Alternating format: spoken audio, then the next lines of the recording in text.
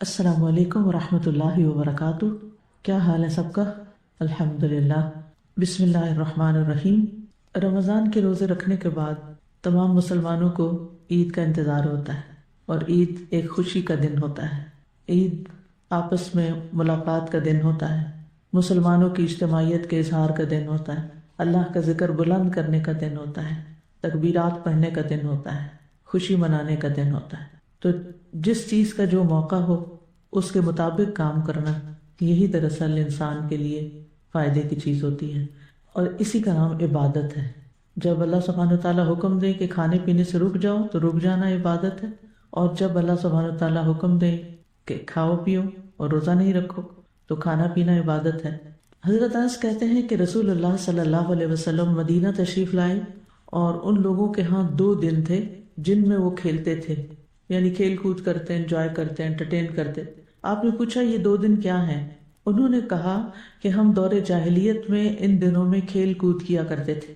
تو رسول اللہ صلی اللہ علیہ وسلم نے فرمایا، بے شک اللہ نے تمہیں ان کے بدلے ان سے بہتر دن دیے ہیں، اضحیٰ یعنی قربانی کا دن، اور فطر یعنی رمضان کے بعد عید الفطر کا دن۔ تو اس سے پتہ چلتا ہے کہ یہ 2 دن جو اہم ترین عبادات کے بعد آتے ہیں، ایک روزوں کے بعد اور ایک حج کے بعد، یہ ہمارے لیے خوشی کے دن ہیں۔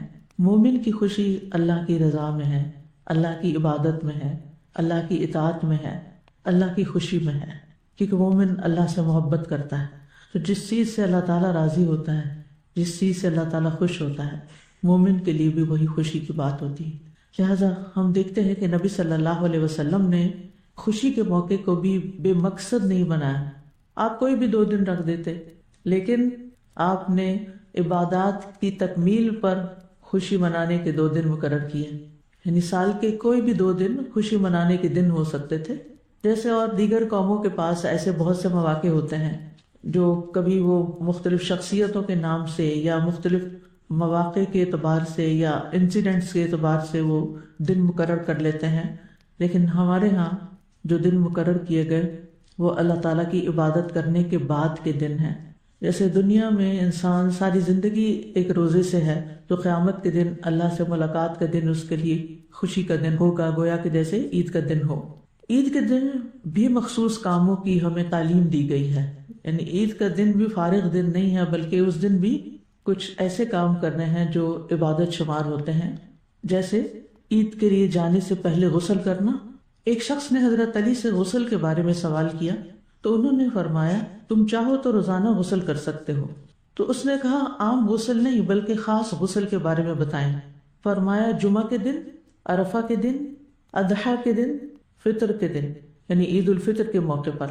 موطا امام مالک وغیرہ میں عبداللہ بن عمر سے صحیح حدیث مروی ہے کہ ابن عمر رضی اللہ عنہ عیدگاہ جانے سے قبل غسل کیا کرتے تھے۔ تو کیا کرنا چاہیے؟ عیدگاہ جانے سے پہلے صاف ستھرا ہو کے جانا چاہیے، غسل کر کے جانا چاہیے۔ امام نووی کہتے ہیں کہ نماز عید کے لیے غسل کے استحباب یعنی مستحب ہونے پر تمام علماء کا اتفاق ہے۔ عید الفطر کی نماز سے پہلے کچھ نہ کچھ کھا کر جانا چاہیے، اور عید الاضحیٰ میں نماز عید کے بعد کھانا چاہیے۔ یہ دونوں عیدوں میں ایک فرق ہے کھانے پینے کے اعتبار سے۔ عید الفطر کی نماز پہ جانے سے پہلے کوئی بھی چیز کھائی جا سکتی ہے، چاہے چند کھجوریں ہی کیوں نہ ہوں، کیونکہ کھجوریں میٹھی ہوتی ہیں اور کھجوروں کا ذکر آ گیا تو اس لیے لوگوں نے پھر اس کو میٹھی عید کا نام بھی دیا ہوا ہے، چھوٹی عید اور میٹھی عید۔ حضرت انس کہتے ہیں کہ رسول اللہ صلی اللہ علیہ وسلم عید الفطر کے روز کھجوریں کھانے سے قبل نماز عید کے لیے نہیں جاتے، یعنی کھجوریں کھاتے تھے کیونکہ وہی ایزیلی اویلیبل تھیں۔ ہمارے ہاں خواتین بہت اہتمام کرتی ہیں، رات کو جاگ کر شیر خورما بنا کر یا سوئیاں یا کھیر یا حلوہ، یعنی کوئی نہ کوئی میٹھی چیز ضرور بننی ہوتی گھروں، یا کوئی کیک یا پیسٹری یا کچھ بھی۔ تو کچھ بھی بنائیں، ہیلدی بنائیں، لیکن نبی صلی اللہ علیہ وسلم کی غذا پھر نیچرل تھی، کھجوریں انکوکڈ، اور کتنا آسان بھی ہے نا کہ آپ معمول کے مطابق رات کو سو جائیں آرام سے، اور پھر صبح اٹھ کر آپ نماز وغیرہ پہ جانے سے پہلے کچھ کھجوریں کھا لیں، نماز ادا کریں، لوگوں سے ملے ملا، اور پھر واپس آ کر سارا دن کوکنگ کریں، کھائیں، کھلائیں، جو بھی کریں۔ نماز عید سے پہلے کچھ کھا کر جانا اس لیے مستحب قرار دیا گیا کہ اس دن روزہ نہ رکھا جائے، اور یہ روزے ختم ہونے کی نشانی ہے۔ فطر کا مطلب ہی کیا ہے؟ افطاری سے ہے نا، یعنی روزہ کھولنا. تو عید کے دن بھی صبح کے وقت یعنی فطر روزہ کھول کے جایا جاتا ہے، روزہ رکھ کے نہیں، ایسے ہی خالی منہ نہیں، یعنی بندے منہ نہیں، بلکہ کچھ نہ کچھ کھا کر، اور وہ بھی میٹھا کھا کر. ویسے بھی آپ دیکھیے کہ جب بھی کوئی خوشی کا موقع ہوتا ہے تو ہمارے کلچر میں بھی کیا ہے، کیا کھلاتے ہیں؟ ختم قرآن ہو تو مٹھائی تقسیم ہوتی ہے. حالانکہ وہ ہیلدی چیز نہیں ہے، لیکن بس کلچر یہی ہے اور لوگ شوق سے کھاتے ہیں. اور خاص طور پر مٹھائی جہاں اچھی ملتی ہے وہاں تراویح پڑھنے جاتے ہیں. اسی طرح بچے کی پیدائش پہ کیا کرتے ہیں، کوئی نہ کوئی مٹھائی کے کچھ نہ کچھ تقسیم کرتے ہیں. تو کوئی منگنی وغیرہ ہو، کوئی شادی کا موقع ہو تو لوگ کیا کہتے ہیں، منہ میٹھا کریں. ابن حجر نے اس کی تعلیل بیان کرتے ہوئے کہا کہ یہ روزے زیادہ کرنے کا سد باب ہے، یعنی روزے ختم ہیں، اس سے آگے روزہ نہیں، اب اس دن روزہ نہیں رکھا جائے گا. اور اللہ تعالیٰ کے حکم کی اتباع اور پیروی ہے. عطا سے مروی ہے، عطا ابن ابی رباح سے تابعی ہیں، انہوں نے ابن عباس کو یہ فرماتے ہوئے سنا کہ عید الفطر کے دن اگر ممکن ہو کہ صبح نکلنے سے پہلے کچھ کھا پی کر نماز کے لیے نکلو تو ایسا ہی کیا کرو. اگر کسی گھر میں کھجور نہیں، کوئی کھانے کی چیز نہیں تو کوئی بات نہیں، کوئی گناہگار نہیں ہے وہ، لیکن اگر ہے تو پھر اہتمام کرنا چاہیے. کہتے ہیں جب سے میں نے ابن عباس سے یہ بات سنی اس وقت سے میں نے صبح نکلنے سے پہلے کچھ کھانے پینے کا عمل ترک نہیں کیا، یعنی کبھی نہیں چھوڑا. خواہ روٹی کا ایک ٹکڑا کھاؤں، یعنی اگر کھجور نہیں ہے گھر میں، کوئی میٹھا نہیں ہے تو روٹی کا ٹکڑا، یا دودھ پی لوں یا پانی پی لوں، یعنی اور کچھ نہیں تو پانی پی لوں. راوی کہتے ہیں میں نے پوچھا اس کی کیا وجہ ہے تو عطا نے جواب دیا میرا خیال ہے کہ انہوں نے نبی صلی اللہ علیہ وسلم کو اسی طرح فرماتے ہوئے سنا تھا، اور فرمایا کہ لوگ نماز عید الفطر کے لیے اس وقت نکلتے تھے جب روشنی خوب پھیل چکی ہوتی تھی، اور کہتے تھے کہ ہمیں پہلے ہی کچھ کھا پی لینا چاہیے تاکہ نماز میں جلد بازی سے کام نہ لیں. تو اس کی ایک اور وجہ بھی کیا بتائے گی کہ کچھ کھا کر جائیں تاکہ نماز میں جلدی نہ کریں. جلدی کیوں کہ اگر رات کا کچھ کھایا ہوا نہیں ہے تو عموماً 30 دن سحری کے وقت کچھ کھانے سے کیا عادت بن جاتی ہے، کچھ کھائے اس وقت بھوک لگنے لگ جاتی. روزوں کی ابتدا میں تو بھوک نہیں لگتی، پھر آہستہ آہستہ کھانے لگتے ہیں، پھر آخر میں اٹھتے ہیں تو کھانے کی ضرورت محسوس ہوتی ہے کیونکہ روٹین سیٹ ہو چکی ہوتی ہے. اور پھر عید کے دن اگر کچھ بھی نہ کھائیں اور سحری کے وقت سے لے کے آدھے دن تک تو پھر وہ انسان کی عبادت بھی اچھی طرح نہیں ہوتی، عبادت پہ بھی دل نہیں لگتا.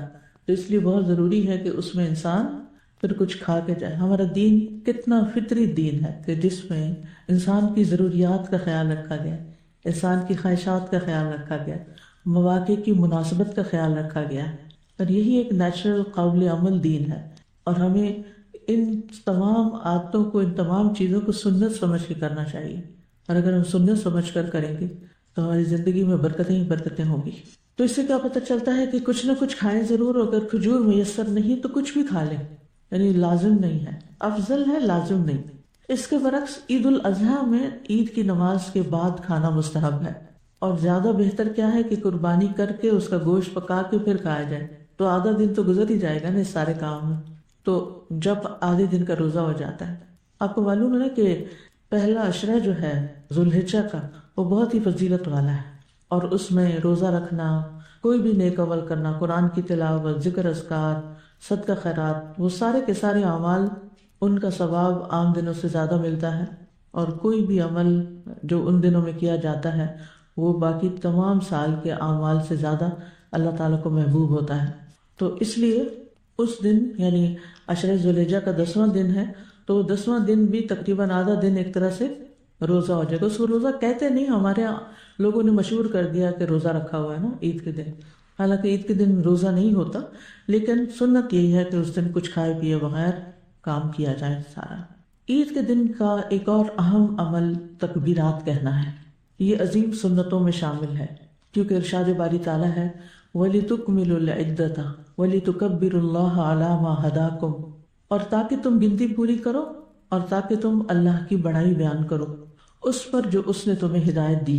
یعنی اللہ تعالیٰ نے تمہیں جو ہدایت بخشی ہے قرآن مجید اتار کر جو رمضان میں اترا، اور پھر روزے رکھنے کی تعلیم اور باقی جو ہدایات ہمیں دی گئی ہیں، تو ان تمام نعمتوں پر اللہ کا شکر ادا کرو، اللہ کی بڑائی بیان کرو. ہمیں اگر کوئی کھانے کی چیز مل جاتی ہے تو ہم کہتے ہیں اللہ کی نعمت ہے، کوئی پہننے کی مل جاتی ہے تو ہم کہتے ہیں اللہ کی نعمت ہے، کوئی استعمال کی چیز ہمیں مل جاتی ہے ہم کہتے ہیں اللہ کی نعمت ہے. لیکن قرآن کی نعمت ملتی ہے، یا ہدایت کی نعمت ملتی ہے، یا دین کی نعمت ملتی ہے، کسی نئی سنت کا علم ہوتا ہے، یا اس پر عمل کی توفیق ہوتی ہے، تو ہمارے منہ سے کم ہی نکلتا ہے کہ یہ بھی ایک نعمت ہے، یہ بھی اللہ کا فضل ہوا ہے مجھ پر کہ اللہ نے یہ مجھے نعمت عطا کی. عام دنوں کی نسبت الحمدللہ رمضان میں ہم عبادات کی طرف زیادہ متوجہ ہوتے ہیں، اور خاص طور پر قرآن مجید کے ساتھ زیادہ تعلق ہوتا ہے، چاہے اس کی تلاوت ہو، چاہے اس کا فہم ہو، چاہے اس کا سیکھنا ہو، چاہے اس کا سکھانا ہو. ہر شخص کسی نہ کسی بھاگ دوڑ میں لگا ہوا ہوتا ہے. تو ایسی صورت میں جب انسان قرآن مجید کے ساتھ اتنی مضبوطی سے جڑ جاتا ہے رمضان میں، تو بالکل ایسے لگتا ہے جیسے فریش ہو گیا، اس کی روح سیراب ہو گئی، اور اس پر جیسے رمضان کے آخر میں بارش ہوئی ہے تو آج میں دیکھ رہی تھی سارے پودے چمک رہے ہیں، ہر چیز، آسمان صاف ہے، فضا صاف ہے. بالکل ایسی فیلنگ آ رہی تھی کہ جیسے روزہ رکھنے کے بعد انسان کو اپنے اندر کی ایک صفائی محسوس ہوتی ہے، جسمانی طور پر بھی اور روحانی طور پر بھی. تو یہ بھی اللہ تعالیٰ کی بہت بڑی نعمت ہوتی ہے، اور اس پر بھی خوش ہوتا ہے انسان، اور اس خوشی میں انسان اللہ کی بڑائی بیان کرتا ہے. ہماری عبادات میں جو تکبیر ہے، یعنی اللہ کی بڑائی ہے، وہ بہت اہم ہے. جیسے نماز کے شروع میں بھی ہم اللہ اکبر کرتے ہیں، اور جب نماز ختم ہو جاتی ہے تو اس وقت بھی کیا کرتے ہیں؟ سلام پھیرنے کے بعد کیا کہتے ہیں؟ اللہ اکبر، پھر اللہ کی بڑائی. پھر اسی طرح احرام پہنتے ہیں تو وہاں تکبیرات پڑھتے ہیں، اور بہت سے مواقع پر قربانی کا جانور ذبح کرتے ہیں تو تکبیر پڑھتے ہیں، اور یہاں بھی عید کی نماز کے لیے جاتے ہیں تو تکبیرات پڑھتے ہیں. آپ صلی اللہ علیہ وسلم عید الفطر کے دن نکلتے تو تکبیرات کہتے، یہاں تک کہ نماز کی جگہ پر پہنچ جاتے، اور یہاں تک کہ نماز پوری کر لیتے. پھر جب آپ نماز پوری کر لیتے تو تکبیریں منقطع کر دیتے، یعنی ریسٹ آف دا ڈے پھر تکبیرات نہیں ہوتی تھی، صرف صبح کے وقت اور خصوصاً نماز کی طرف جاتے ہوئے. صحابہ بلند آواز سے تکبیرات پڑھتے تھے. ولید بن مسلم کہتے ہیں، میں نے اوزاعی اور مالک بن انس سے عیدین میں بلند آواز سے تکبیریں کہنے کے بارے میں دریافت کیا تو وہ کہنے لگے، جی ہاں، عبداللہ بن عمر رضی اللہ عنہما عید الفطر کے روز امام کے آنے تک بلند آواز سے تکبیریں کہتے رہتے تھے. اور اب بھی آپ دیکھیں کہ حرم میں اگر آپ کو کبھی وہاں عید کرنے کا موقع ملا ہو تو آپ نے دیکھا ہوگا کہ عید کے دن نماز فجر کے بعد تکبیرات شروع ہو جاتی ہیں، اور جب تک نماز شروع نہیں ہوتی تکبیرات جاری رہتی ہیں، اور پھر نماز میں بھی ایکسٹرا تکبیرات ہوتی ہیں. عبد الرحمن السلمی سے صحیح روایت کے ساتھ ثابت ہے کہ عید الاضحیٰ کی بنسبت وہ عید الفطر میں زیادہ شدید تھے. یعنی عید الاضحیٰ میں تو آپ دیکھتے ہیں کہ سارا عشرہ ہی تکبیرات پڑھی جاتی ہیں، یعنی ذوالحجہ کا جو پہلا عشرہ ہے، لیکن عید الفطر میں نماز سے پہلے ہوتی ہیں، اور اس میں کثرت سے ہوتی ہیں، یعنی کنسنٹریٹڈ ہوتی ہیں، کیونکہ ٹائم پیریڈ تھوڑا ہے نا، تو سارا وقت فجر کے بعد سے شروع ہو کر پھر پڑھتے چلے جاتے ہیں. آپ بھی گھر میں لگا کے بچوں کو عادت بھی ڈال سکتے ہیں، خود بھی ساتھ ساتھ پڑھ سکتے ہیں. اب تو الحمدللہ یوٹیوب پر ہر طرح کی تکبیرات کی ورائٹی ہے، تو اگر بلند آواز سے اسپیکر پہ گھر میں لگا دی جائیں تو سب کے کانوں میں پڑتی رہیں گی. اور اگر آپ مسجد قریب پہنچ گئے ہیں تو مسجد میں پڑھتے رہیں، راستے میں پڑھتے رہیں، گاڑی میں خود پڑھیں، بچوں کو بلند آواز سے پڑھائیں. دارقطنی نے روایت کیا ہے کہ ابن عمر رضی اللہ عنہما عید الفطر اور عید الاضحیٰ کے روز عیدگاہ آنے تک تکبیرات کہتے رہتے، اور وہاں آ کر بھی امام کے آنے تک تکبیریں پڑھتے رہتے، یعنی جب تک نماز شروع نہ ہو جائے. پھر امام کے ساتھ تکبیرات پڑھنا، اس کے بارے میں آتا ہے ابن ابی شیبہ نے زہری سے صحیح سند کے ساتھ بیان کیا ہے کہ جب لوگ گھروں سے نکلتے تو عیدگاہ پہنچنے تک بلند آواز سے تکبیرات کہتے، حتیٰ کہ امام آ جاتا تو لوگ تکبیریں کہنا ختم کر دیتے. جب امام تکبیریں کہتا تو لوگ بھی تکبیریں کہتے. تو اس سے پتہ چلتا ہے کہ انفرادی طور پر، اجتماعی طور پر، گھر میں، راستوں میں، مسجد میں، عیدگاہ میں، امام سے پہلے، امام کے آنے کے بعد، یعنی تکبیرات ہی تکبیرات ہیں. اللہ کی بڑائی ہی بڑائی ہے کہ اسی کا فضل ہے جس نے ہمیں رمضان میں کچھ عبادت کی توفیق دی. یعنی سارے مہینے کی عبادت، اور خصوصاً آخری راتوں کی نیند کی کمی کے باوجود راتوں کو جاگ کر عبادت اور زیادہ زیادہ دعائیں اور اللہ کی طرف متوجہ ہونے کے بعد ذرا برابر بھی کسی عبادت کا کوئی تکبر نہیں، اس لیے کہ بڑائی تو صرف اللہ کو زیبا ہے. اسی طرح ہم دیکھتے ہیں کہ سلف صالحین کے ہاں بھی تکبیرات پڑھنا معروف اور مشہور عمل ہے۔ سلف رحمہ اللہ میں عید کے روز گھر سے نکلنے سے لے کر عیدگاہ جانے اور امام کے آنے تک بلند آواز میں تکبیریں کہنا معروف اور بہت ہی مشہور امر تھا، یعنی سب کو پتا تھا کہ یہ ایک مسنون عمل ہے۔ بہت سے مصنفین نے اپنی کتابوں میں اس بات کا ذکر کیا ہے، جن میں ابن ابی شیبہ، عبد الرزاق اور فریابی نے کتاب احکام العیدین میں سلف کی ایک جماعت سے نقل کیا ہے، جن میں نافع بن جبیر بھی شامل ہیں، کہ وہ تکبیریں کہتے اور لوگوں کے تکبیریں نہ کہنے پر تعجب کرتے، یعنی اگر کوئی تکبیر نہیں پڑھ رہا ہوتا تو حیران ہوتے تھے کہ ان کو یہ نہیں پتا، اور کہتے تم تکبیریں کیوں نہیں کہتے، یعنی کیوں نہیں تکبیر پڑھتے، تکبیر پڑھو۔ اور ابن شہاب زہری کہا کرتے تھے کہ لوگ گھروں سے نکل کر عیدگاہ جانے اور عیدگاہ میں امام کے آنے تک تکبیریں کہا کرتے تھے۔ تو گویا عید الفطر میں تکبیرات کہنے کا وقت چاند رات سے شروع ہو کر نماز عید کے لیے امام کے آنے تک رہتا ہے، یعنی رات کو ہی آپ شروع ہو سکتے ہیں۔ اور اگر رات آپ سو گئے تھے اور آپ کو نہیں پتا چلا کہ چاند نظر آیا کہ نہیں، تو پھر آپ صبح سے بھی شروع کر سکتے ہیں۔ اس دفعہ پہلی تراویح ہم سب کی چلی گئی نا، کیونکہ رات 10 بجے کے بعد پتہ چلا، جبکہ آلموسٹ نیند میں تھے لوگ۔ عید الاضحیٰ میں تکبیرات کہنے کا وقت کیا ہے؟ 1 ذی الحجہ سے لے کر آخری ایام تشریق کے سورج غروب ہونے تک، یعنی 13 ذی الحجہ تک۔ اور تکبیرات کے الفاظ کیا ہیں؟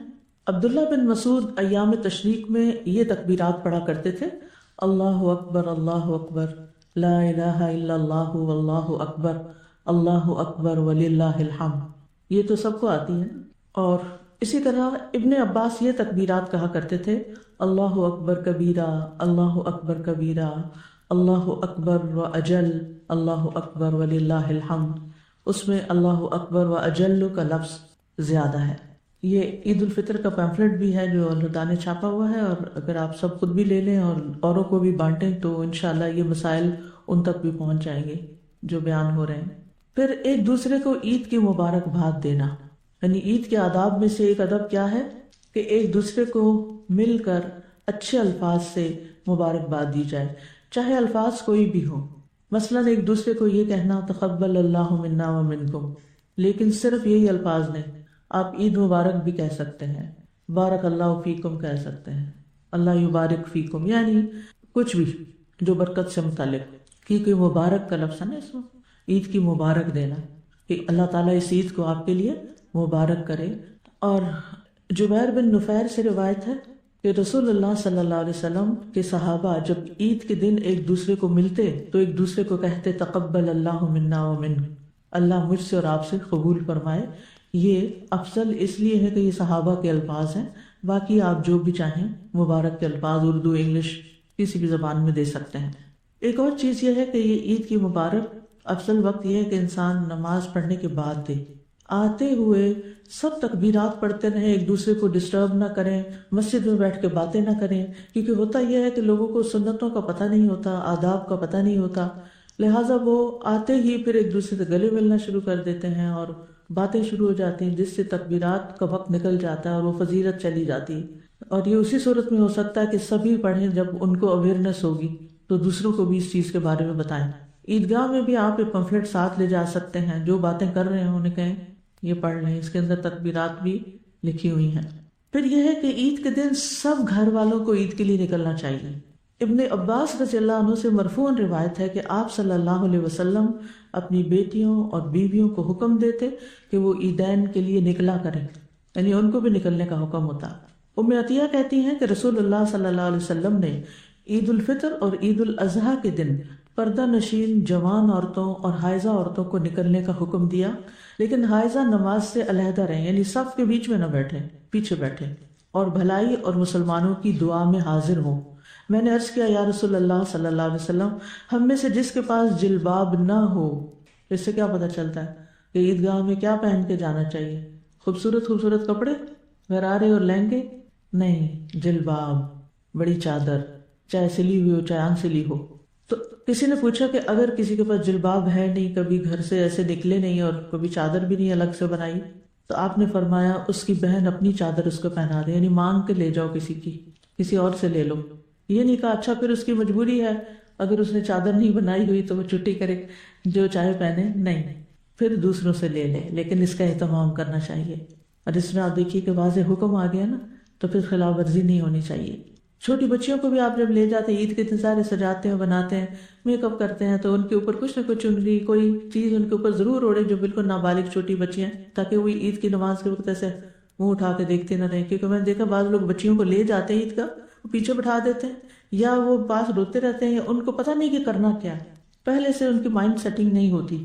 تو بچوں سے جو کام کروانا ہو اہیڈ بیفور ٹائم ان کا مائنڈ میک اپ کریں کہ ہم آج یہ کریں گے اور اس میں ایسا اور ایسا ہوگا، پھر اس کے بعد یہ اپنا پلانر، اپنا پروگرام دن کا اپنے قریبی لوگوں کے ساتھ شیئر کر لیا کریں۔ اس سے کمیونیکیشن اور انڈرسٹینڈنگ اچھی ہوتی ہے، تاکہ دوسرے کو عین وقت پہ جب آپ کچھ کرنے لگے تو اعتراض بھی نہ ہو اور شکایت بھی نہ ہو، پہلے تو تم نے بتایا ہی نہیں، ہمیں تو پتہ ہی نہیں تھا کہ تمہارا یہ پروگرام بنا ہوا ہے۔ تو خصوصاً جو خواتین ہیں ان کے لیے یہ بہت ضروری ہے، بچوں کے حوالے سے، شوہر کے حوالے سے، گھر کے اندر رہنے والے افراد کے حوالے سے، چاہے گھر میں بزرگ بھی ہوں تو ان کو بھی بتانا چاہیے کہ ہمارا آج کا ڈے پلان یہ ہے۔ مثلاً آپ اپنے ساس سسر کے ساتھ رہتے ہیں تو یہ نہیں کہ اپنا چپ کر کے خود ہی پلانر بنایا اور خود ہی ایگزیکیوٹ کر لیا اور ان کو خبر ہی نہ ہو، اور وہ منہ دیکھتے رہے کہ پتہ نہیں آج کیا ہو رہا ہے، کہاں جا رہے ہیں، اور اس سے پھر شیطان وسوسے بھی ڈالتا ہے اور دل میں برے برے خیالات بھی ڈالتا ہے، اور اپنے آپ کو ایکسکلوڈیڈ فیل کرتے ہیں۔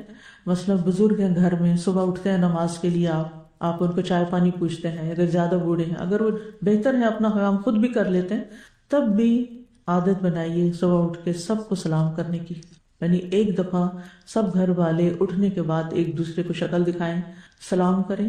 اور اگر آپ مثلا جاب کرتے ہیں اور جلدی گھر سے نکلنا ہے، یا آپ کا کوئی دعوت دین کا کوئی کام ہے اور آپ کو دن میں کہیں نہ کہیں نکل کے جانا ہے، تو گھر والوں کو بتائیں کہ آج میرا یہ اور یہ ٹائم ہے، کھانا ہم اس وقت کھائیں گے، فلاں کام اس وقت کریں گے، تاکہ سب لوگ ایک پیج پر ہوں اور سب پھر ایک دوسرے کا انتظار ہی نہ کرتے رہیں۔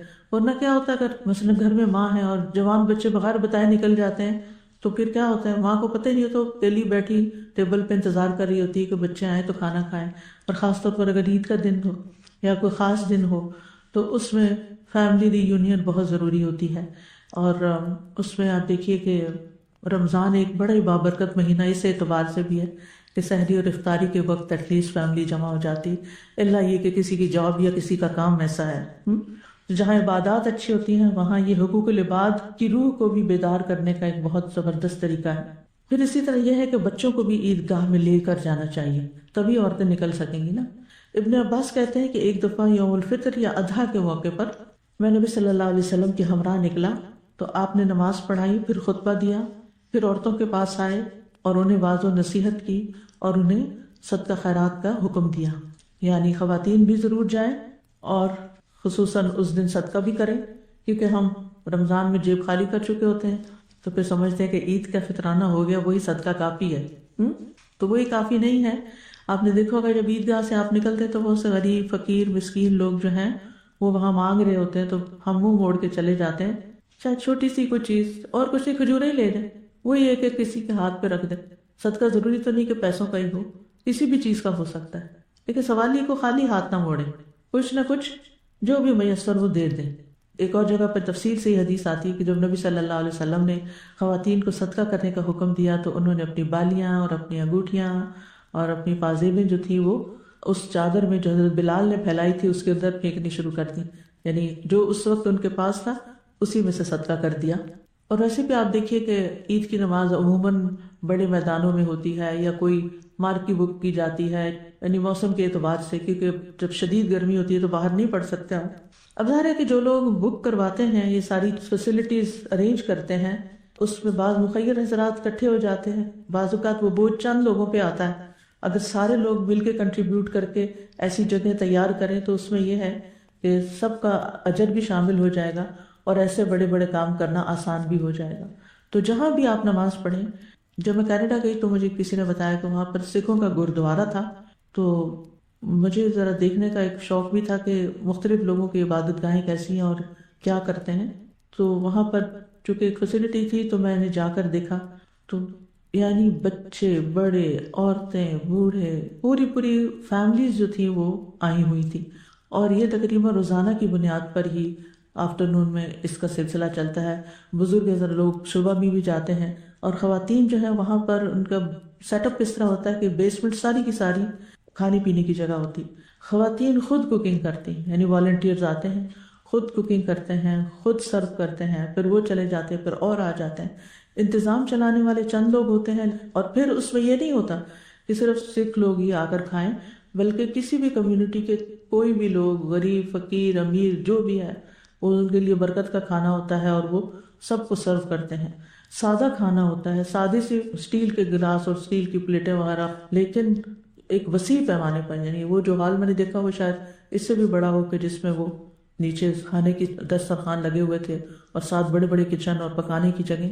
تو میں نے ان سے پوچھا کہ یہ کس طرح افورڈ کیسے کرتے ہیں، ہر وقت یہ لنگر چلتا ہے، ہر وقت یہ کھانا کھلایا جاتا ہے۔ ان کے یہاں بھی کھانا کھلانا ایک بہت ہی نیکی اور ان کے نزدیک جو ثواب کے کام ہے اس میں سے ہے۔ تو بتایا گیا کہ ہر جو سکھ انٹر ہوتا ہے وہ متھا ٹیکنا دیتا ہے، کچھ اس طرح کا اللہ بتایا، متھا ٹیکی۔ وہ کیا ہے کہ کچھ نہ کچھ انہوں نے صدقے میں ضرور ڈالنا ہے، ہر بندہ کچھ نہ کچھ ضرور ڈال، یعنی یہ ہو ہی نہیں سکتا کہ کوئی جا کے اس فیسلٹی کو استعمال کرے اور پھر اس میں کچھ نہ ڈالے، وہاں کچھ اپنا حق نہ چھوڑ کے آئے۔ تو اس لیے میں عموماً اسٹوڈنٹس کو کہتی ہوں کہ جب کبھی آپ کسی مسجد میں جائیں، اپنا ایک اصول بنا لیں، کسی بھی ایسی پبلک پلیس میں جائیں کہ وہاں کچھ نہ کچھ کسی نہ کسی شکل میں اپنا حق ادا کر کے آئیں، یعنی اپنی طرف سے کچھ نہ کچھ اپنا فرض پورا کر دیں۔ جیسے ہائی وے پہ مسجدیں بنی ہوتی ہیں نا، تو بعض اوقات گاڑی روک کے نماز پڑھتے ہیں، بعض اوقات وہاں چندہ کا ڈبہ رکھا ہوتا ہے، بعض اوقات نہیں بھی رکھا ہوتا، تو میک شور کیا کریں کہ چاہے 50 روپے ہی ڈالے ہیں لیکن کچھ نہ کچھ ڈال دیں۔ آپ کو نہیں پتا، آپ بھول بھی جائیں گے وہ ڈالے ہوئے، لیکن قیامت کے دن آپ دیکھیں گے کہ اتنے لوگوں نے اس مسجد میں نماز پڑھی جہاں آپ کے 50 روپے تھے۔ تو یہ چھوٹی چھوٹی چیزیں ہوتی ہیں جس سے ہمارا جاتا کچھ نہیں، لیکن وہ ایک ایسا جسچر ہوتا ہے کہ ہم اجتماعی نیکیوں میں حصہ ڈال لیتے ہیں، اور اس سے مسلمانوں کے جو اجتماعیت کے کام ہیں، جو بڑے پیمانے پہ کیے جانے والے کام ہیں، ان میں رکاوٹ نہیں آتی۔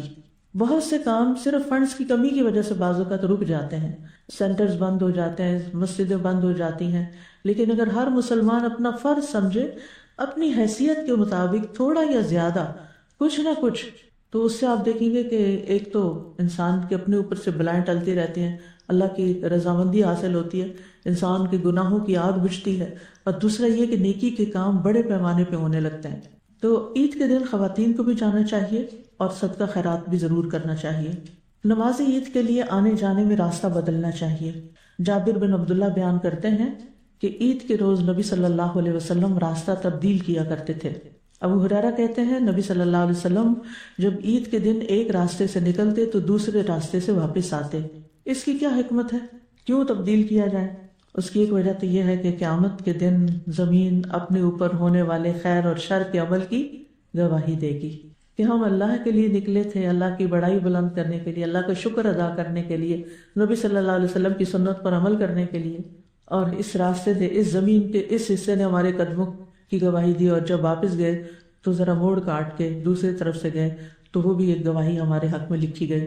اور ایک اور قول یہ بھی ہے کہ اللہ کا ذکر ظاہر کرنے کے لیے، کیونکہ پہلے زمانے میں لوگ گاڑیاں اور کاریں تو استعمال نہیں کرتے تھے، اگر کوئی اونٹ اور گدھے پہ بھی ہوتا تو وہ بھی اوپن ہوتا تھا، تو گزرتے ہوئے لوگ جب راستے میں اللہ کی بڑائی بیان کرتے اور غول کے غول نکل کے گلیوں بازاروں میں جا رہے ہوتے، تو اس سے جو نان مسلم ہیں وہ بھی دیکھتے ہیں مسلمانوں کی اجتماعیت کو اور اللہ کا ذکر بلند کرنے کو، تو یہ چیز دلوں کے اندر ایک خاص رعب اور ہیبت بھی پیدا کرتی ہے۔ یعنی اجتماعیت ایک ایسی چیز ہے کہ جس کے اپنے ہی کچھ اثرات ہوتے ہیں۔ یعنی مجھے کبھی سمجھ نہیں آتی کہ حرم میں نماز پڑھنے کی کیفیت کیوں کچھ اور ہوتی ہے، اور طواف کرنے کی، اور حتیٰ کہ جو ہی آپ مسجد حرام کے قریب والی سڑک پہ پڑھتے ہیں اور لوگ مسجد کی طرف جا رہے ہوتے ہیں بھاگے بھاگے، تو آنکھوں سے آنسو جاری ہو جاتے ہیں کہ اللہ یہ سارے قدم تیری طرف اٹھ رہے ہیں، اللہ ان کو بخش دینا، یہ تیری طرف جا رہے ہیں، تو انہیں بلایا ہے تو یہ آئے ہیں، یہ تیرے مہمان ہیں اور تیرا ہی ذکر کرنے کے لیے آئے، ان کے یہاں کوئی دنیاوی مقاصد نہیں ہے۔ تو اس سے آپ دیکھیں کہ صرف لوگوں کو دیکھ کے آپ کے دل کی کیفیت بدلتی۔ تو اس لیے اجتماعی عبادات میں حاضر ہونے میں اگرچہ مشکل ہو لیکن کوشش ضرور کریں۔ تنہائی کی عبادات بھی بہت اچھی ہوتی ہیں، وہ بھی کرنی چاہیے، ان میں بھی یکسوئی ہوتی ہے۔ اس کے لیے تہجد بہت اچھا وقت ہے، اگر اللہ تعالیٰ توفیق دے، بہت ہی یکسوئی ہوتی ہے، اور جو آپ نے ان دنوں میں محسوس بھی کی ہوگی۔ لیکن آپ دیکھیں کہ جب آپ رمضان میں قیام اللیل کے لیے آتے ہیں یا اجتماعی عبادت کرتے ہیں یا اعتکاف کرتے ہیں یا عمرہ کرتے ہیں یا پھر حج کے موقع پہ حج کرتے ہیں، تو اس سے یقیناً دلوں کی کیفیت بدلتی ہے۔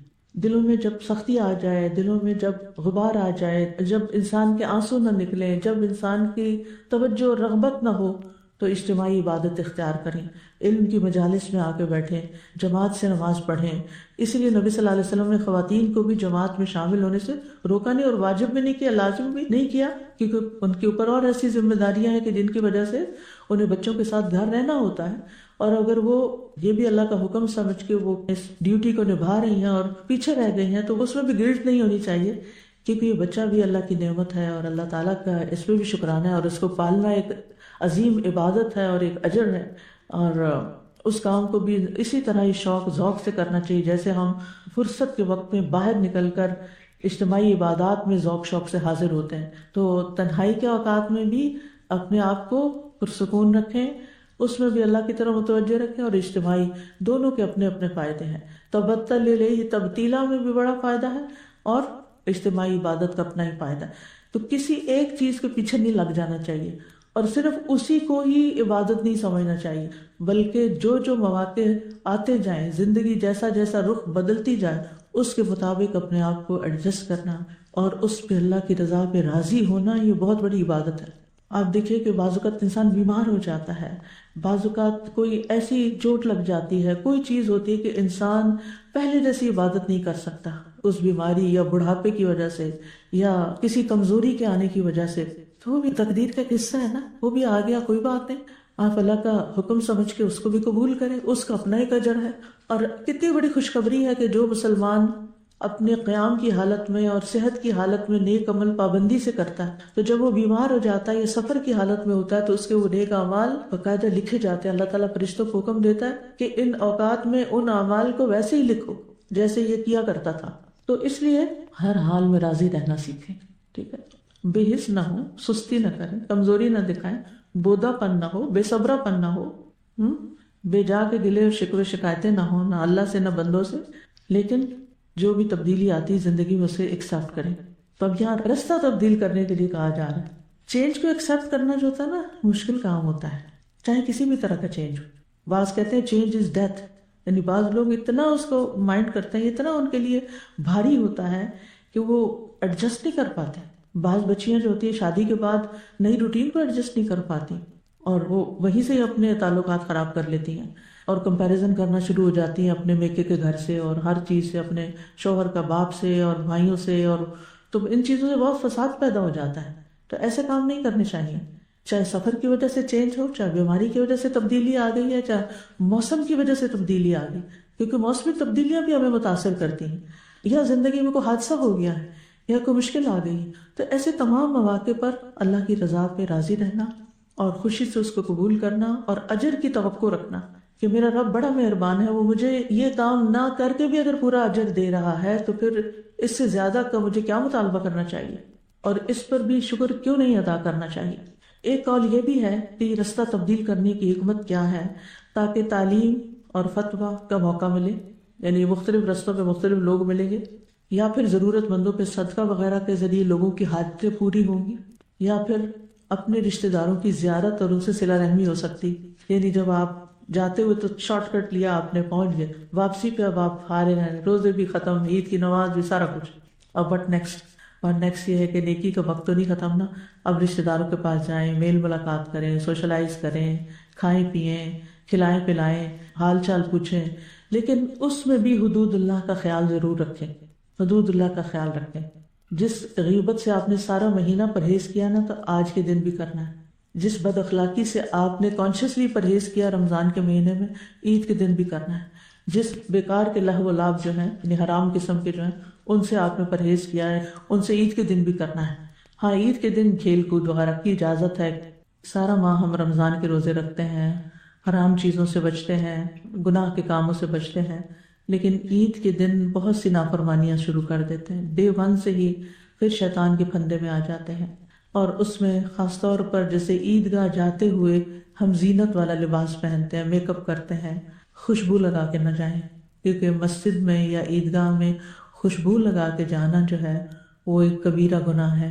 نبی صلی اللہ علیہ وسلم نے اس سے سختی سے منع کیا ہے، یعنی ایسی عورت کو اچھا نہیں سمجھا گیا، تو آپ اس چیز کا ضرور اہتمام کریں۔ دوسری بات یہ ہے کہ اگر آپ نے میک اپ کیا ہوا یا زینت والا لباس ہے تو آپ اچھی طرح اپنے آپ کو ڈھانک کے جائیں، ایکسپوز نہ کریں اپنی خوبصورتی کو، کیونکہ قرآن مجید میں اللہ تعالیٰ نے عورتوں کے لیے کیا حکم دیا ہے؟ بل یضربن بخمرہن علی جیوبہن ولا یبدین زینتہن۔ ایک چھوٹا سا کتابچہ بنایا گیا تھا اظہار زینت کس کے لیے، یعنی یہ اپنی زینت ہم کس کس کو دکھاتے ہیں اور کیوں دکھاتے ہیں، تو وہ آپ میں سے ہر ایک کے پاس ہونا چاہیے، اور اس کو بھی ماس اسکیل پر تقسیم کرنا چاہیے تاکہ لوگوں کو پتہ چلے، خصوصاً خواتین کو، کہ ان کی زینت ہر مرد کے لیے نہیں ہے۔ ہم سستی انٹرٹینمنٹ نہیں ہے مردوں کے لیے کہ وہ ہمیں دیکھ دیکھ کے انجوائے کریں یا خوش ہوں۔ ہمیں اپنی زیب و زینت کو چھپا کے رکھنا چاہیے، جس میں ہمارے جسمانی فگرز بھی آتے ہیں اور اس کے ساتھ ساتھ ہماری میک اپ اور اچھے خوبصورت لباس وغیرہ بھی آتا ہے۔ پھر اسی طرح فیملیز چونکہ ملتی ہیں تو بعض اوقات یہ ہوتا ہے کہ جو فیملی کے نامحرم مرد ہوتے ہیں ان کے سامنے ہم زینت کے ساتھ چلے جاتے ہیں۔ ٹھیک ہے، اگر آپ کے گھر میں وہ آئے ہیں تو پھر آپ کا میک اپ اور آپ کا جیولری اور آپ کی یہ سب شان بان نظر نہیں آنی چاہیے۔ اگر آپ چہرے کا پردہ نہیں بھی کر پاتے تو کم از کم آپ کے بالوں میں سے ایک بال نظر نہ آئے، آپ کی تھوڑی کے نیچے کی گردن نظر نہ آئے، آپ کے کھلے بازو نظر نہ آئے، آپ کے ٹخنے اور تنگ پجامہ اور جسم کی شیپ نظر نہ آئے، یعنی اس چیز کو آپ ضرور میک شور کریں۔ پھر بعض خاندانوں میں ہاتھ ملانے لگتے ہیں، کزنز آپس میں ہاتھ ملا رہے ہیں، گلے مل رہے ہیں، استغفر اللہ، یعنی جو محرم رشتے نہیں ہیں ان کے ساتھ گلے کیسے ملا جا سکتا ہے؟ جو نامحرم بچہ ہے اس کے سر پہ، اس کے بالوں، اس کے جسم کو آپ کیسے ٹچ کر سکتے ہیں؟ یہ اللہ کی حدود ہیں، ان کو کراس نہ کریں، چاہے کوئی بھی ہو، چاہے دیور کا بچہ ہے، چاہے کزن ہے، چاہے کوئی بھی ایسا رشتہ ہے یا کسی دوست کا بچہ ہے، کیونکہ بعض بچے ہماری آنکھوں کے سامنے بڑے ہوتے ہیں، پھر جب وہ بڑے ہو جاتے ہیں ہمیں پھر بھی وہ بچہ لگتے ہیں۔ ٹھیک ہے، ان کے ساتھ ایک الگ طرح کا انس ہوتا ہے، لیکن اللہ کی حدود تو اللہ کی حدود ہے نا، انہیں ہم نے نہیں توڑنا، نہ ہم نے خود توڑنا ہے اور نہ دوسروں کے لیے ہم نے کوئی بری مثال بننا ہے۔ پھر اسی طرح بعض اوقات کھانے پینے میں اتنی مشغولیت ہو جاتی ہے کہ نمازیں لیٹ ہونا شروع ہو جاتی ہیں، بعض لوگوں کی قضا ہونی شروع ہو جاتی ہیں، تو سارا رمضان محنت کرنے کے بعد اگلے ہی دن ہر چیز پہ پانی پھیرنا ہے، تو ان چیزوں کا بہت لحاظ رکھیں۔ ینگ بچے خاص طور پر بازاروں میں نکل جاتے ہیں چاند رات کے نام سے، اور پھر وہاں جو کچھ ہوتا ہے اللہ اکبر، مرد حضرات سے خواتین چوڑیاں پہن رہی ہوتی ہیں، مہندیاں لگوا رہی ہوتی ہیں، پتہ نہیں کہاں گئی عقل ہماری؟ ہمیں کیوں نہیں سمجھ آتا کہ یہ نان محرم ہے، ان کے ہاتھ میں ہم اپنا ہاتھ نہیں پکڑا سکتے، ان کے ہاتھ سے چوڑی نہیں پہن سکتے، ان سے مہندی نہیں لگوا سکتے، لیکن کھلے عام سب کچھ ہو رہا ہوتا ہے اور احساس بھی نہیں ہے۔ تو ان برائیوں سے بھی رکنا چاہیے، امر بالمعروف اور نہی عن المنکر دونوں چیزیں ہونی چاہیے۔ عید کی گیٹ ٹوگیدر میں رمضان کیسے گزرا اس کو شیئر کریں آپس میں، اور ان سے بھی پوچھیں۔ دیکھیں بعض اوقات پتہ کیا ہوتا ہے، فیملی اکٹھی ہوئی نا، عورتیں گزگی پکانے، بچے شور مچا دیں اور مرد سیاست پہ بات کریں۔ عید منائی جا رہی، کیا عید ہے؟ ٹھیک ہے، پکانے کا وقت چاہیے، پکا لیں، پکا کے رکھ لیں، پھر بچوں کو بھی بلائیں، مردوں کو بھی بلائیں، سب کو بٹھائیں اور سب بیٹھ کے ایک ایک بات کرے، آپ کے روزے کیسے گزرے، آپ نے کیا کیا، آپ کو کیا اچھا لگا، آپ کو، یعنی سارے ایک اجتماعی بات کریں۔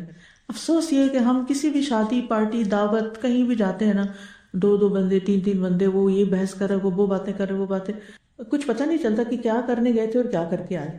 تو کہیں بھی ہو کٹھے بیٹھیں اور تھوڑی سی بات جو ہے وہ آپس میں مل کے، اور اگر بہت زیادہ لوگ ہیں، مثلا فیملی اللہ کے فضل سے بہت بڑی ہے، تو جس میز پہ بیٹھے ہیں اس پر بھی کوئی علمی بات کر لیں، کوئی کام کی بات کر لیں، کوئی حال چال پوچھ لیں، اور پھر کوئی اچھا سا مشورہ دے دے دوسرے کو۔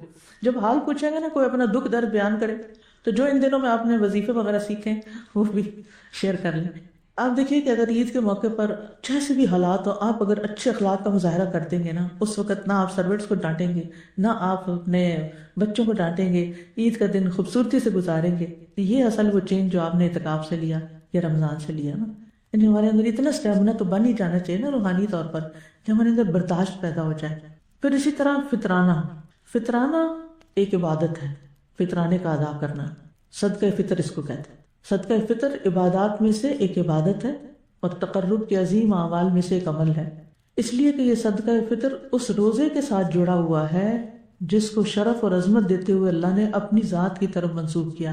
یعنی یہ صدقہ دراصل کیا ہے؟ روزوں کا کفارہ. کہ روزے کی حالت میں اگر کوئی اونچ نیچ ہو گئی ہے، کوئی کمی بیشی ہو گئی ہے، کوئی کوتاہی ہو گئی ہے، کوئی غلطی ہو گئی ہے، تو کیا کیا جائے؟ اس کا کفارہ دے دیا جائے صدقہ فطر کی شکل میں. یہ ایک واجبی صدقہ ہے، یہ نفلی صدقہ نہیں بلکہ واجبی صدقہ ہے، جو رمضان کے روزے کے ختم ہونے یعنی رمضان کے ختم ہونے کے ساتھ عید الفطر کے ہوتے ہی واجب ہو جاتا ہے. اور زکوٰۃ کو فطر کی طرح مضاف کیا گیا، اس کو زکوٰۃ الفطر کہا جاتا ہے عربی میں، کیونکہ روزوں کا ختم ہو جانا فطرانے کے واجب ہونے کا سبب ہے. ابن عباس کہتے ہیں کہ رسول اللہ صلی اللہ علیہ وسلم نے صدقہ فطر کو فرض قرار دیا تاکہ روزہ دار کے لیے لغو اور بیہودہ اقوال و افعال سے پاکیزگی ہو جائے اور مسکینوں کو کھانا مل جائے. چنانچہ جس نے اسے نماز عید سے پہلے پہلے ادا کر دیا تو یہ ایسی زکوٰۃ ہے جو قبول کر لی گئی، اور جس نے نماز کے بعد ادا کیا تو یہ عام صدقات میں سے ایک صدقہ ہے. تو لازم ہے کہ عید کی نماز پڑھنے سے پہلے ادا کیا جائے. صدقہ فطر ہر مسلمان پر واجب ہے اگرچہ وہ روزہ نہ بھی رکھے. اچھا، ہو سکتا ہے کہ یہاں پر آپ کو کتاب میں کہیں واجب کی جگہ لفظ فرض مل جائے یا کوئی، اصل میں یہ تھوڑی سی تقسیم میں فرق ہے. احناف کے نزدیک فرض اور واجب میں فرق ہوتا ہے، جبکہ حدیث اور سنت میں ان میں کوئی خاص فرق کیا نہیں گیا.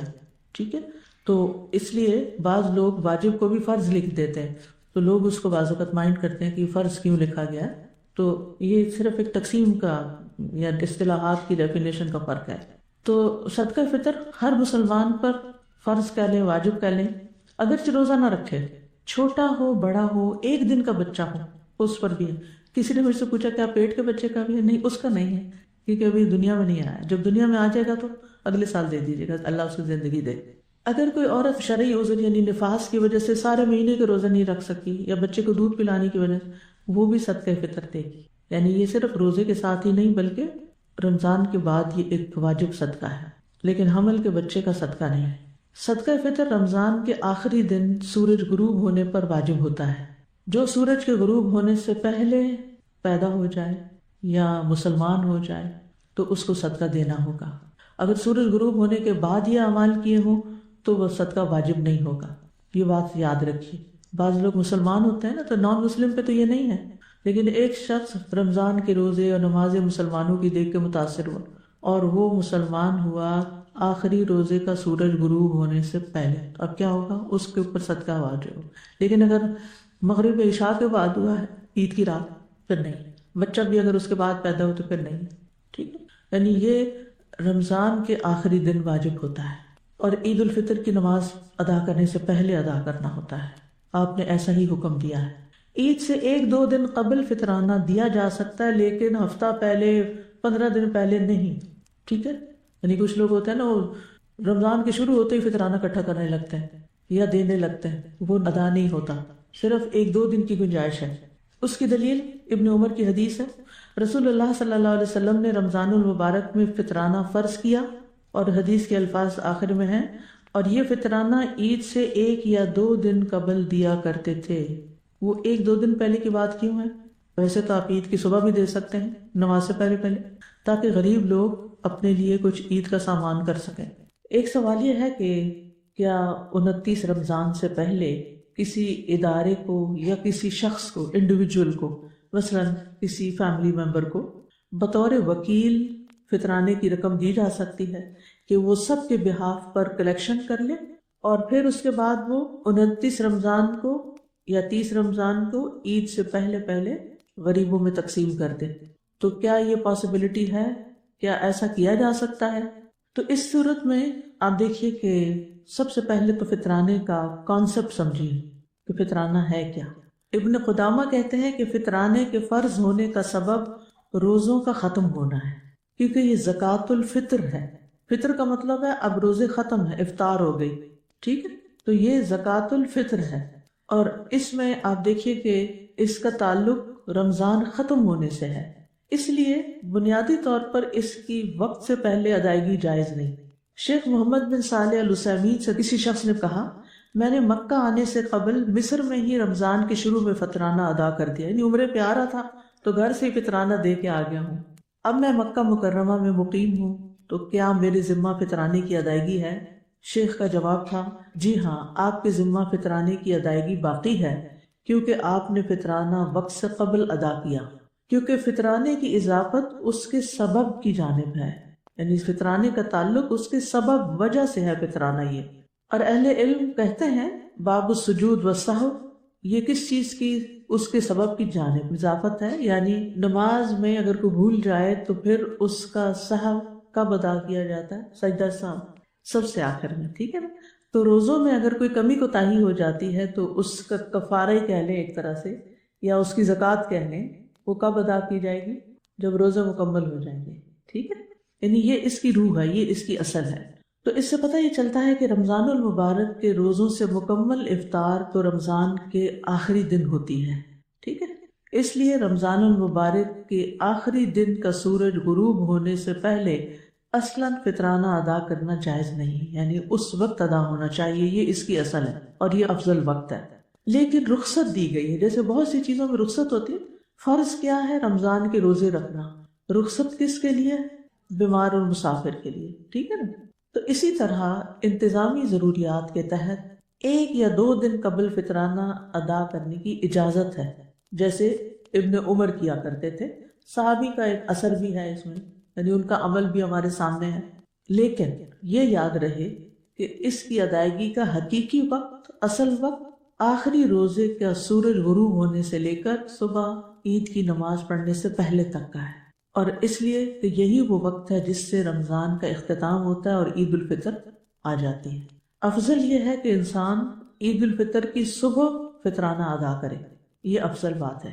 اب دوسری بات یہ ہے کہ اگر کوئی خاندان میں بڑا سب کا فطرانہ جمع کر رہا ہے کہ وہ اکٹھا ہی آٹا یا چاول یا جو بھی چیز ہے وہ خرید کے پھر غریبوں میں وہ ڈسٹریبیوشن کرے گا، یعنی وہ سب کا وکیل بنا ہوا ہے، سب کا ایک طرح سے کلیکٹر یا ایک ریپریزنٹیٹیو ہے، یعنی وہ سب کے بہاف پہ وہ کام کر رہا ہے۔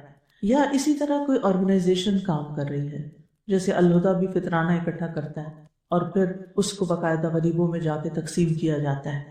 تو ایسے فرد یا ایسے آرگنائزیشن کو کیا کرنا چاہیے کہ میکسیمم رمضان کے آخری عشرے میں کلیکشن کرنی چاہیے، لیکن تقسیم جو ہے وہ یعنی ایک طرح سے ان کے پاس امانت ہوگی، تقسیم اصل وقت میں ہی کرنی چاہیے۔ یعنی زیادہ سے زیادہ یہ ہے کہ رخصت ہے کہ 1 یا 2 دن پہلے کر لیں، یعنی 29 رمضان کو کر لیں، یا پھر اگر اللہ 30 روزے بنا دیں الحمدللہ تو 30 تاریخ کو کر لیں، اور بہتر یہ کہ صبح، لیکن صبح آپ دیکھیں کہ عید سے پہلے وقت اتنا کم ہوتا ہے کہ اگر لوگوں تک انسان جا کے فطرانہ تقسیم کرنے لگے تو اپنی گھر کی تیاری جو ہے اور بچوں کو لے کے جانا عیدگاہ وغیرہ وہ مشکل ہو جاتا ہے۔ تو رات کو کر لے، 1 دن پہلے کر لے، 2 دن پہلے کر لے، لیکن اس سے پہلے نہ تقسیم ہو، ٹھیک ہے؟ تو بہتر کیا ہے؟ یعنی جواز کس چیز کا ہے، رخصت کیا ہے؟ آخری عشرے میں کلیکٹ کر لیا جائے، امانتاً پاس رکھا جائے اور آخری 2 دن میں ڈسٹریبیوٹ کر دیا جائے، ٹھیک ہے؟ اگر کسی وجہ سے ادائیگی نہیں ہو سکی، فطرانہ ادا نہیں ہو سکا، تو استغفار لازم ہے، استغفار کرنا ہوگا، کیونکہ ایک واجب چیز چھوٹ گئی، تاخیر کی وجہ سے بھی توبہ استغفار کرنی ہوگی، اور ساتھ وہ صدقہ فقراء کو دینا ہی ہوگا، یعنی وہ تو واجب ہے نا، وہ تو دینا ہی ہے، وقت گزر گیا، توبہ کر لیں اور دے دیں وہ صدقہ۔ ابن عثیمین رحمہ اللہ سے سوال کیا گیا کہ میں نے فطرانہ ادا نہیں کیا کیونکہ عید کا اعلان اچانک ہوا تھا اور عید الفطر کے بعد میں پوچھ ہی نہیں سکا کہ فطرانہ نماز کے بعد ادا کر دوں یا نہیں، اب میں کیا کروں؟ کیا فطرانہ مجھ سے ساقط ہو گیا یا ادائیگی ضروری ہے اور اس کی حکمت کیا ہے؟ ان کا جواب تھا فطرانے کی ادائیگی فرض ہے۔ ابن عمر بیان کرتے ہیں رضی اللہ عنہ کہ رسول اللہ صلی اللہ علیہ وسلم نے فطرانہ فرض کیا تو یہ ہر مسلمان مرد اور عورت، بچے اور بوڑھے، آزاد اور غلام پہ فرض ہے۔ اگر فرض کیا جائے کہ عید اچانک ہوئی اور آپ پہلے سے ادا نہیں کر سکے تو آپ اسے عید کے دن ادا کر دیں، چاہے نماز کے بعد ہی کیوں نہ، کیونکہ فرضی عبادت کا وقت جب کسی عذر کی بنا پہ ختم ہو جائے تو عذر زائل ہوتے ہی اس کی ادائیگی کی جائے گی، یہ ایک اصول ہے۔ مثلاً آپ کی نماز فرض تھی فجر کی، آپ پر آپ کی آنکھ ہی نہیں کھلی، تو اب آپ کیا کریں گے؟ کیا کریں گے؟ سورج نکل آئے گا تو صدقہ کر دیں گے، بس فرض پڑھیں گے، نماز ادا کریں گے، اور ساتھ ہی اور کیا کریں گے؟ استغفار، توبہ بھی کریں گے کہ اللہ خطا ہو گئی، پتہ ہی نہیں چلا، بھول گئے، ان نسینا او اخطانا، ٹھیک ہے؟ ظہر کی نماز آپ کیلولا کرنے لیٹے، پتہ ہی نہیں چلا اور وقت نکل گیا، کیا کریں گے؟ جب اٹھیں گے آنکھ کھلے گی تو پہلے ظہر پڑھیں گے، پھر عصر پڑھیں گے اور توبہ بھی کریں گے۔ تو انہوں نے یہی کہا کہ آپ کو فطرانے کی ادائیگی اب کر دینی چاہیے، حالانکہ وہ کئی دن گزر چکے تھے۔ عذر کی بنا پر تاخیر ہونے پر فطرانہ قبول ہوگا یا نہیں، اس کے بارے میں شیخ کہتے ہیں اگر کسی عذر مثلاً بھولنے کی بنا پر بھول گیا انسان، یا پھر چاند رات کو فقراء نہ ملنے کی وجہ سے، کوئی فقیر ہی نہیں ہے آس پاس، ایسے پوش علاقے میں رہتے ہیں کہ دور دور کوئی نہیں، تو فطرانے کی ادائیگی میں تاخیر ہو گئی تو فطرانہ قبول ہوگا، چاہے اس نے اسے اپنے مال میں واپس شامل کر دیا یا اسے فقیر اور محتاج کے آنے تک باقی رکھا، یعنی اس کو سنبھال رکھا کہ اب جب موقع ہوگا دے دوں گا۔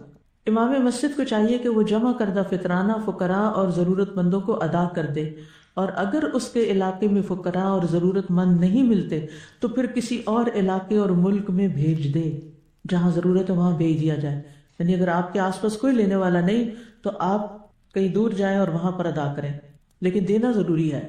ہر انسان اپنا اور اپنے زیر کفالت لوگوں کا صدقہ فطر ادا کرے، یعنی اپنا، بیوی کا، بچوں کا، چاہے بیوی کے پاس مال ہو وہ اپنی اولاد کی طرف سے بھی ادا کرے گا جن کی خاص طور پہ شادی نہیں ہوئی، لیکن اگر شادی کے بعد بچے محتاج ہیں، اپنا فطرانہ خود ادا نہیں کر سکتے تو پیرنٹس کو چاہیے کہ ان کا بھی ادا کر دیں، یعنی محتاج اولاد کا بھی ادا کیا جا سکتا ہے اور محتاج والدین کا بھی ادا کیا جا سکتا ہے۔ مثلا آپ کے ساس سسر آپ کے ساتھ رہتے ہیں، وہ کماتے نہیں ہیں، ان کے پاس پیسے نہیں ہیں، لیکن ان کا بھی فطرانہ ہے تو وہ بھی آپ کو ادا کرنا ہوگا۔ ماں باپ آپ کے ساتھ ہیں، ان کی طرف سے بھی فطرانہ دے دیں، یعنی چھوٹے سے چھوٹے بچے اور بوڑھے سے بوڑھے شخص کا بھی فطرانہ ادا کرنا ہوگا جو آپ کے گھر میں رہتے ہیں۔ لیکن سروٹس کا ادا کرنا آپ کی ذمہ نہیں، غلام کا ادا کیا جاتا ہے لیکن سروٹس کا آپ کے اوپر لازم نہیں۔ آپ کرنا چاہیں تو ٹھیک ہے، صدقہ ان کی طرف سے بھی دے دیں اور انہیں کو دے دیں۔ اب یہ ہے کہ اگر کوئی شخص اتنا غریب ہے کہ اس کے پاس ہے ہی کچھ نہیں دینے کو تو وہ نہ دے، پھر وہ مکلف ہی نہیں ہے کیونکہ وہ تو لینے والوں میں شامل ہے۔ اولاد اگر مالدار ہے وہ خود دے سکتی ہے تو بہتر ہے وہ خود اپنا دے، ان کی طرف سے پھر ذمہ داری نہیں ہے باپ کی کہ وہ ادا کرے۔ اگر دے دیتا ہے تو خوشی کی بات ہے، اگر نہیں دیتا تو وہ پوچھا نہیں جائے گا۔ ہاں محتاج ہے یا چھوٹی ہے اولاد تو پھر والدین کی ذمہ داری بنتی۔ صدقہ فطر کی مقدار کیا ہے؟ غلے کا 1 صاع، 2.5 کلو۔ ابو سعید خدری کہتے ہیں ہم نبی صلی اللہ علیہ وسلم کے عہد مبارک میں خوراک کا 1 صاع بطور صدقہ فطر دیتے تھے۔ 1 صاع سے مراد نبی صلی اللہ علیہ وسلم کا صاع ہے، یہ اس آدمی کی ہتھیلیوں کے 4 چلو بنتے ہیں جس کی بناوٹ درمیانے درجے کی ہو۔ صدقہ فطر کسی بھی کھانے کی چیز میں سے نکالا جا سکتا ہے جو بطور غذا استعمال ہوتی۔ اب مثلا ساؤتھ امریکہ میں لوگ مکئی کھاتے ہیں، گندم نہیں، بنگلہ دیش وغیرہ میں لوگ چاول کھاتے ہیں، ٹھیک ہے، کچھ علاقوں میں لوگ آلو کھاتے ہیں اسٹیپل فوڈ کے طور پر۔ تو جس علاقے کی جو بھی اسٹیپل فوڈ ہے اس کے مطابق وہ نکالے گا، جیسے گندم، مکی، چاول، لوبیا، مسور کی دال، چنے وغیرہ جو لوگوں کی غذا اور خوراک بن سکے۔ تو نبی صلی اللہ علیہ وسلم نے 1 صاع کو دینا لازم قرار دیا ہے، اور صحابہ کرام صدقہ فطر انہی چیزوں سے نکالتے تھے جنہیں وہ بطور غذا استعمال کرتے تھے۔ افضل یہی ہے کہ کائنڈ میں، یعنی کھانے کی چیز ہی صدقے میں نکالی جائے، یہ اصل سنت ہے۔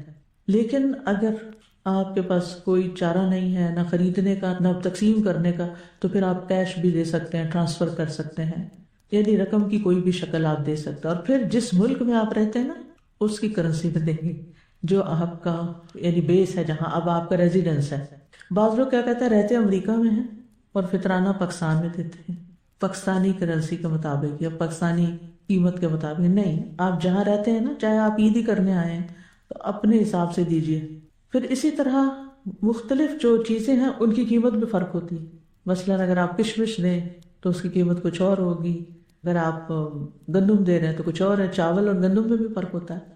تو ایسی صورت میں آپ اپنی پسند کی چیز دیں، یعنی اگر آپ کو چاول زیادہ پسند ہے تو آپ، یہ لازم نہیں ہے، میں صرف مشورہ دے رہی ہوں کہ جو اپنے لیے پسند ہے وہ دوسروں کے لیے بھی پسند کریں، افضل یہ ہے۔ لیکن کچھ بھی دے سکتے ہیں، آپ کا فرض پورا۔ ایک ہوتا ہے فرض پورا کرنا، کھڑے ہوئے ہیں روٹین میں نماز بس مشین بن کے پڑھ لی، اور ایک ہے ہر فرض ہے اس کو اور ہر رکن جو ہے اس کو افضل طریقے سے ادا کر کے خوبصورتی کے ساتھ۔ کچھ چیزیں آپ ایسے ہی شاپر میں ڈال کے دے دیتے ہیں اور کچھ چیزیں آپ تھوڑی سی اچھی حالت میں دیتے ہیں، آپ ردی مال بھی نکالتے ہیں، آپ اچھا مال بھی نکالتے ہیں، جو میسر ہو آپ کے پاس اللہ نے زیادہ دیا ہے تو فقراء کو زیادہ دیں. کیا اللہ کو دینے سے کہیں کمی آ جاتی ہے؟ اللہ کے لیے خرچ کرنے سے کہیں کمی نہیں آتی. اور جتنا اچھا دیں گے نا اتنا اچھا ملے گا. اور پھر آپ دیکھیے کہ کس کس کو دینا ہے، صدقہ فطر کس کو دیں، کیونکہ یہ بھی زکوٰۃ الفطر ہے نا. تو بعض علماء نے کہا ہے کہ 8 قسموں میں سے تقسیم کیا جائے گا، یعنی جو زکوٰۃ کے 8 مصارف ہیں نا ان میں سے کسی مصرف میں دے دیں. اور ایک قول یہ ہے کہ صرف فقیروں اور مسکینوں کو ہی دینا چاہیے، اور امام ابن تیمیہ اور امام ابن قیم نے اسی کو ترجیح دی ہے، اور معاصرین میں سے ابن باز نے اس کو ترجیح دی ہے. کس بات کو؟ کہ فقیروں اور مسکینوں کو ہی دیں، ورنہ اس کی بھی اجازت ہے.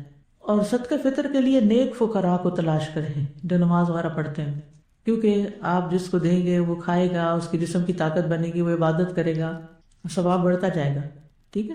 صدقہ فطر مسجد یا خیراتی منصوبوں میں نہیں دیا جا سکتا کہ کوئی مسجد بنا رہا ہے، کوئی مدرسہ بنا رہا ہے تو آپ وہاں پر صدقہ فطر دے دیں کہ وہ اپنی مسجد پوری کر لیں، ایسے نہیں ہوگا. اسی طرح ایک کا صدقہ 3-4 لوگوں میں بھی بانٹا جا سکتا ہے، اور پورے گھرانے کا صدقہ ایک بندے کو بھی دیا جا سکتا ہے. ٹھیک، یعنی سارے گھر والوں کا صدقہ ایک غریب کو بھی دے سکتے ہیں، اور اپنا ایک کا صدقہ 10 غریبوں کو بھی تھوڑا تھوڑا دے سکتے ہیں، یعنی اس میں وسعت ہے. اور دوسرے علاقے میں بھی بھیج سکتے ہیں اگر آپ کے علاقے میں کوئی محتاج نہ ہو. لیکن پھر کرنا کیا ہے؟ کب بھیج سکتے ہیں؟ جب آپ کو قریب سے کوئی نہ ملے پھر بھیج سکتے ہیں. اور اگر آپ کے نیکسٹ ڈور کوئی صدقہ لینے والا بیٹھا ہے، بیچارہ غریب دیکھ رہا ہے، اور وہ اپنے سرونٹ کوارٹر کی ونڈو سے دیکھ رہا ہے کہ غریب آ رہے ہیں، لے کے جا رہے ہیں تھیلے بھر بھر کے، اور اس کو کچھ بھی نہیں مل رہا، تو یہ زیادتی ہوگی. پہلے اس کا گھر بھرے پھر اوروں کو دے. تو یہ تھے صدقہ فطر کے چند مسائل. جی ہاں، جی کسی غریب نمازی کو ہی دیں تو بہتر ہے، لیکن اگر کوئی نہیں ملتا تو ہمیں نہیں پتہ کون پڑھتا ہے نماز کون نہیں، پھر جو بھی غریب نظر آئے قریب میں سے جی ان کو کہیں وہاں دے دیں. اگر مسجد جو اسلامک سینٹرز ہوتے ہیں وہ بھی فطرانہ اکٹھا کر کے وہیں کے غریبوں کو بانٹتے ہیں، وہاں بھی غریب بہت ہوتے ہیں. جب ایک کی جاب گئی تو وہ آ گیا غریب کی صف میں، کیونکہ پھر وہ کہاں سے کھائے گا، رینٹ کہاں سے پے کرے گا. تو لوگوں کے حالات بہت برے ہو جاتے ہیں جب ان کی جابس چلی جاتی ہیں. اور آپ کو پتہ ہے کووڈ کے بعد تو حالات اور بھی زیادہ خراب ہوئے. تو اگر باہر پڑھنے گئے ہوئے ہیں تو وہ اپنے ہی وہاں قریبی دیکھیں کہ ہر مسجد کچھ نہ کچھ کمیونٹی کے لیے کر رہی ہوتی ہے، تو وہیں سے پہلے معلومات لیں. لیکن اگر دیکھیں کہ کسی ایسے ٹاؤن میں کہ جہاں نہ مسجد ہے نہ کچھ ہے، اور مسجد جانا بھی ممکن نہیں ہے، اور کوئی مسلمان بھی ایسے نہیں ہے کیونکہ مسلمانوں کو ہی دیا جاتا ہے یہ فطرانہ، تو پھر اس صورت میں بیک ہوم بھیج دیں. گورنمنٹ کی طرف سے جو اماؤنٹ مقرر ہوتی ہے نا وہ ایک بیئر منیمم کے جو سب پے کر سکیں. لیکن اگر اللہ نے آپ کو وسعت دی ہے تو آپ ضروری نہیں کہ 2.5 کلو آٹے کی قیمت ہی دیں، آپ جو یا کشمش یا کھجور کی بھی دے سکتے ہیں. افضل یہی ہے نا کہ ہم راشن دیں لوگوں کو، چاول آٹا، یہ نہیں کھانے پینے کی چیزیں دیں، یہ افضل ہے. اگرچہ پیسے دے سکتے ہیں، لیکن اب ہوتا کیا ہے کہ لوگ فوراً جب میں کسی کو یہ کہتی ہوں تو وہ کہتے ہیں کہاں سے لیں، کہاں دیں. بھئی آپ اپنے یہ کہاں سے لیتے ہیں؟ اور دینے کے لیے آپ نے پلاننگ کیوں نہیں کی؟ روزے رکھنے کی تھی نا، اپنی ساری افطاری کی تھی، رمضان سے پہلے اکٹھا لا کے رکھ لی گروسری کر کے. سب میں دیکھ رہی تھی کہ جو ہی رمضان قریب آیا تو سب فکر مند تھے کہ اب مہینے بھر کی گروسری لا کے رکھ دیں تاکہ روز روز بازاروں میں نہ جانا پڑے، خصوصاً ڈرائی راشن جو ہے. تو آپ نے غریبوں کے لیے کیوں نہیں پلاننگ کی کہ آپ نے خود بانٹنا ہے، سارے خاندان نے مل کے بانٹنا ہے. اگر کوئی آرگنائزیشن بانٹ رہی ہے جیسے الہدا میں، بعض اوقات لاسٹ ڈے یا ایسے ٹائم پہ لوگ پیسے بھیج دیتے ہیں کہ ہماری طرف سے فطرانہ دے، کیونکہ اسے عید سے پہلے دینا لازم ہے.